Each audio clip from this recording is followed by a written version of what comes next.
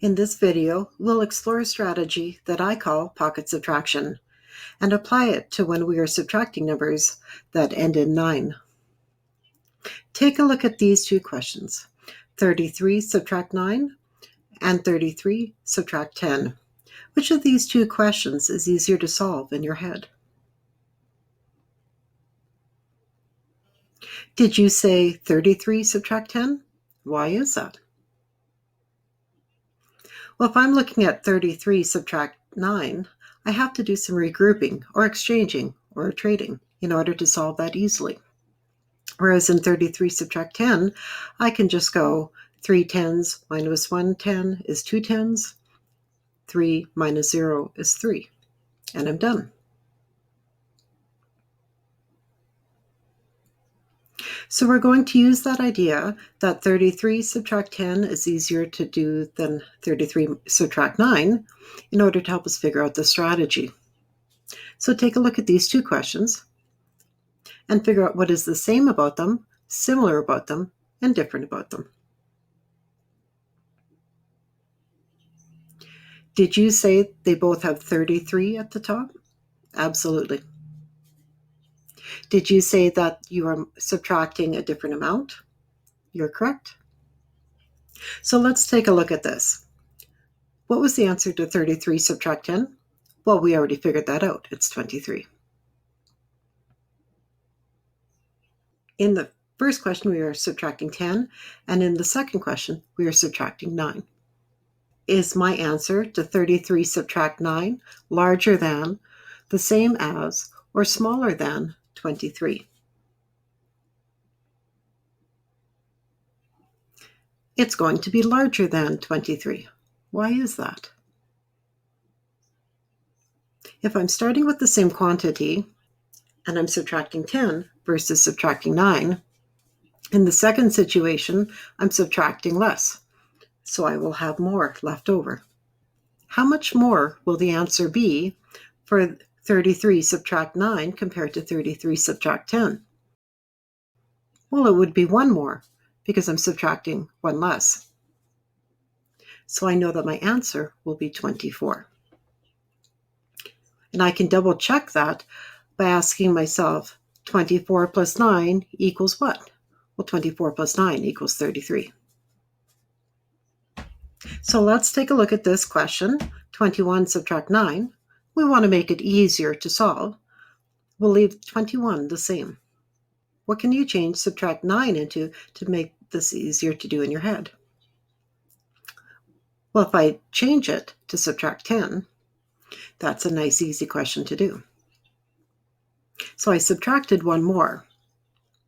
So I'm just going to put a little note in my pocket to remind myself that I subtracted an extra 1 in here in order to make the question easier to solve. So 21 subtract 10 is 11.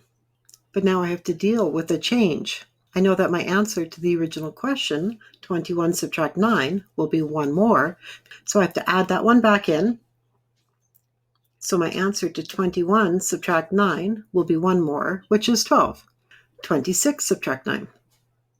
We'll leave 26 the same. Take a moment to figure out what you're going to change that subtract 9 into.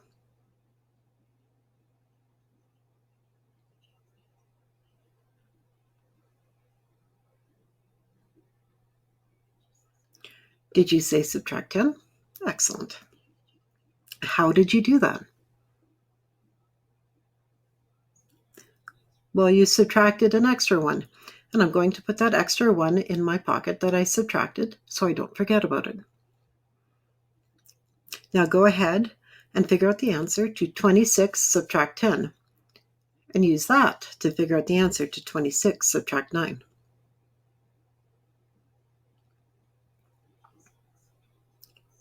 (26 subtract 10 is 16.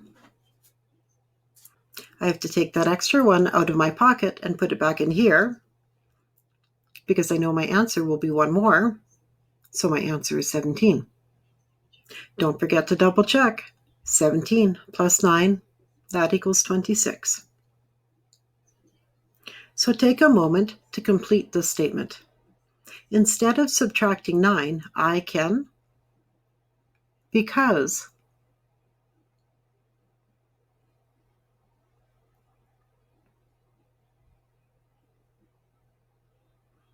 So how did you finish that?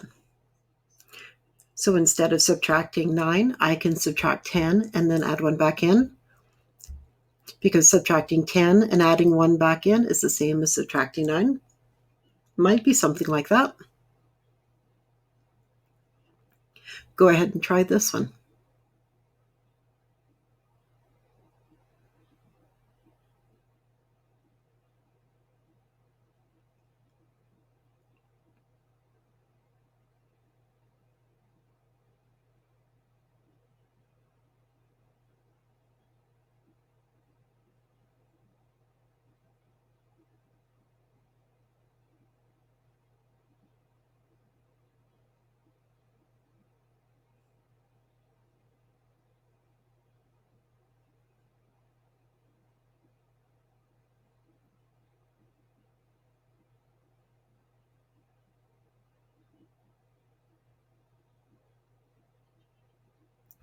Did you end up with 253?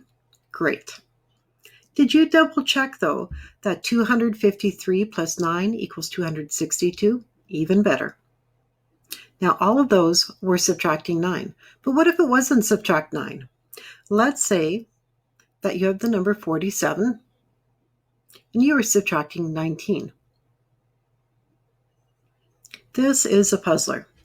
Puzzler is a little bit more challenging, and a puzzler is going to make you think. So only give yourself about 2 minutes to play with this.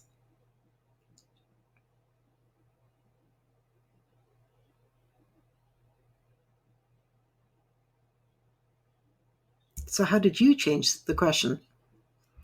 Well, when I looked at this question, I thought I'll leave the 47 the same, and instead of subtracting 19, I'll subtract 20.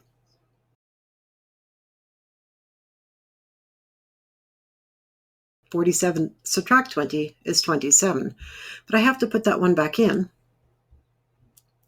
and that will make it 28. But I'm going to double check. 28 plus 19 is 47. So the idea is that I can manipulate the numbers to make the question easier to solve in my head. As long as I remember that whatever I did to manipulate the numbers, I undo at the end. So if I subtract 1 to turn 19 into 20, then I have to add that 1 back in to find the answer. Does that mean that this only works for subtracting 9 or numbers that end in 9? Let's try a different question. Let's say our question is 256, and we are subtracting 18. What could I do there to make that question easier to do?